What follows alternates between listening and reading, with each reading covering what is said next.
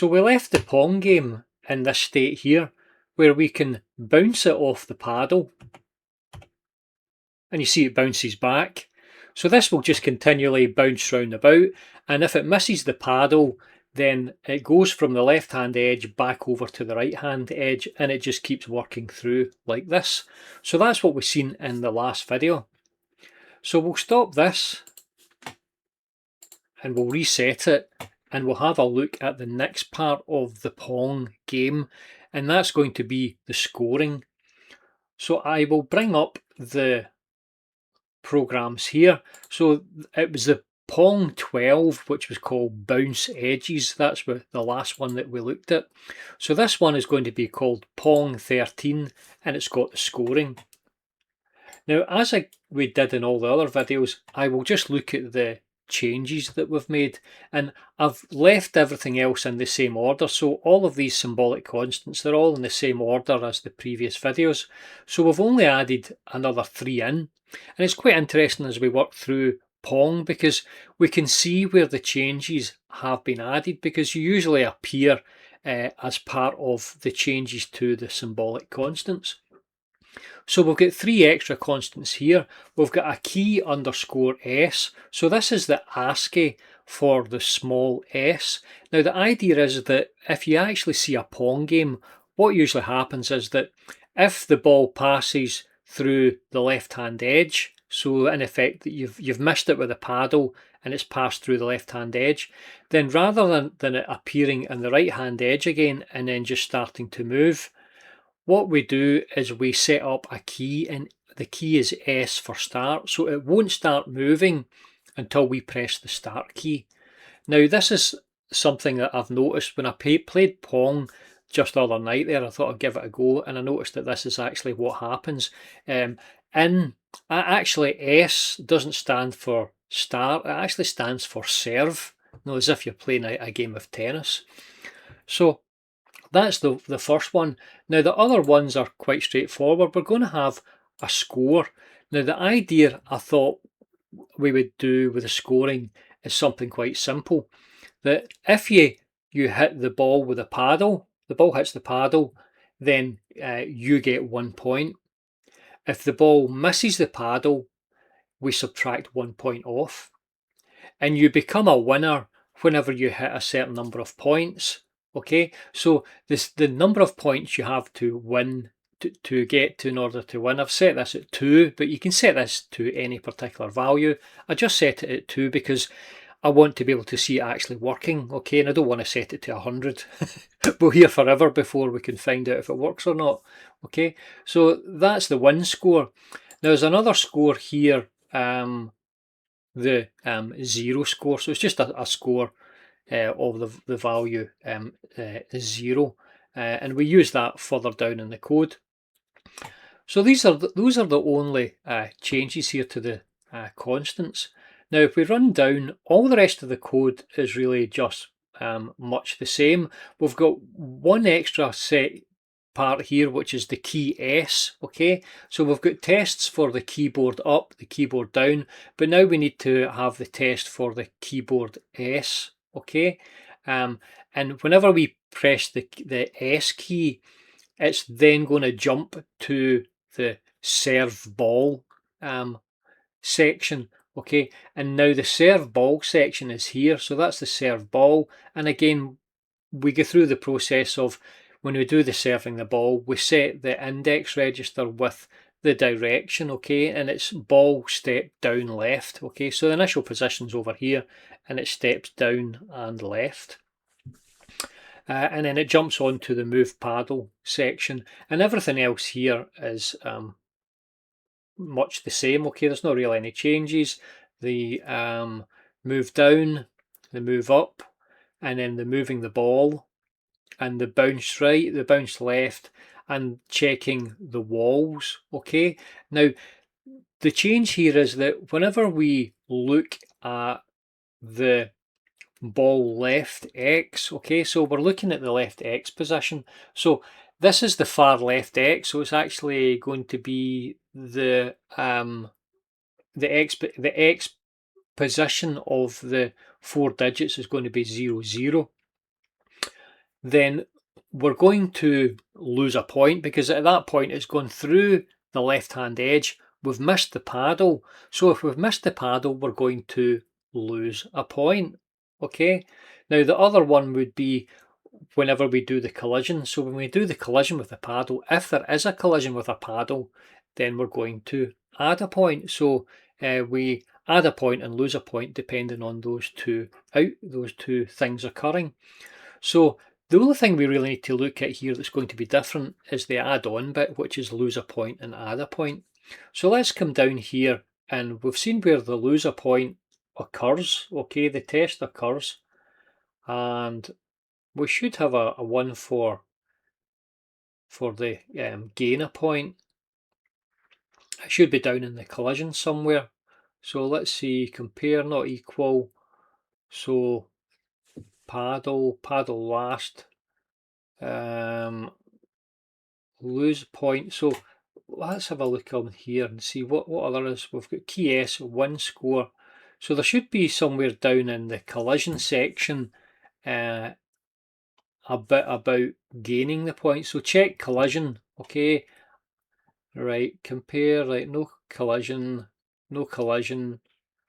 add paddle last, jump to ball paddle, ball, so it'll be ball hit paddle. So if we come down, it'll be ball hit paddle, then we should expect, so there it is there. So we've got the subroutine for whenever the ball hits the paddle. So whenever the ball hits the paddle, then we're going to add a point on. So at that point there, we jump to the subroutine to add the point.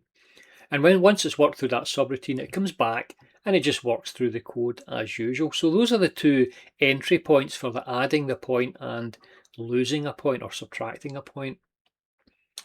Now here are the lines here for the scoring points. So we've got the add point subroutine and the lose point subroutine. So the add point subroutine, we simply we're going to load the score. So if we come down to the very bottom here, we're going to have a memory location set aside. So we've got data 0 cross b 000. Okay, so I've just put this place out in the RAM, and the 0 cross b 000 is going to be the score. Okay, and it starts off with a value of 0.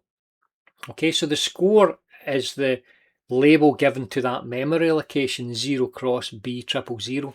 That memory location will hold the score in it. So let's start up with the add point. So if you were to jump into the add point, you're going to load the score in from the memory, and we want to actually see it on the screen. So what I decided to do was to put it into the frame pointer, okay, because that's not getting used. So the frame pointer is here. So what we should see is the score going up in the frame pointer. So if you hit the ball with the paddle, then it'll go to 1. If you then miss the ball and the paddle, it goes back down to 0. And again, if you hit the ball with the paddle, it goes up to 1. And if you hit the ball with the paddle again, that will have got to a value of 2. And 2 would be the winning score. And at that point, the program would end. And that would be the end of the program. So in effect, to finish the program, you would always have to be a winner. Okay. But anyway, that's the way I've set it out at the moment. We could maybe change that later on, but that's what it should do. So if we come in here, what we're going to do is we're going to load the contents of the memory location score into the frame pointer. So initially it's a value of 0. Okay, so we put that into the frame pointer, and then if we're going to add a point. At that point, it's only come in because we've hit the paddle. If we've hit the paddle, we're going to increment the frame pointer. So we're going to add 1 onto it, and then we're going to store the frame pointer back into that memory location. So the memory location will go up to a value of 1. And then you're going to do a comparison with the winning score. The winning score is a value of 2. If you get a value of 2, we jump to game over. And when you go to game over, it'll just be the end command, which is just the end of the program. Now, if that isn't true, then we return. So we return up to the point where the add score came from, and it just runs through the code as normal. And then the lose point, we do the opposite. Okay, we're going to load the value score into the frame pointer.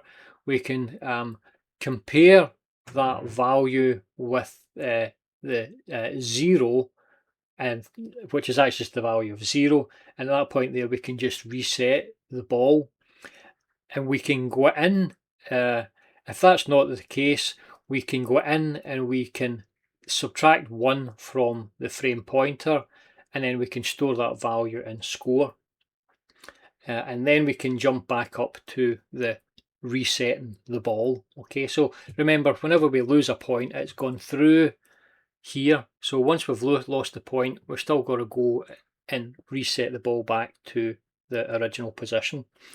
And the game over, as I said, is just basically the end command.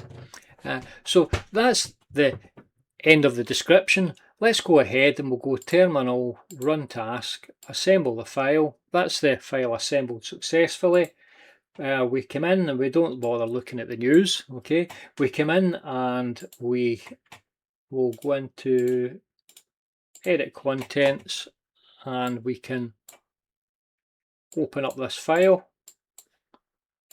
and the file is the 13, so it's Pong 13, scoring, close window, design, user panel, simulate, tick enabled, and we can click go, and we'll come down here.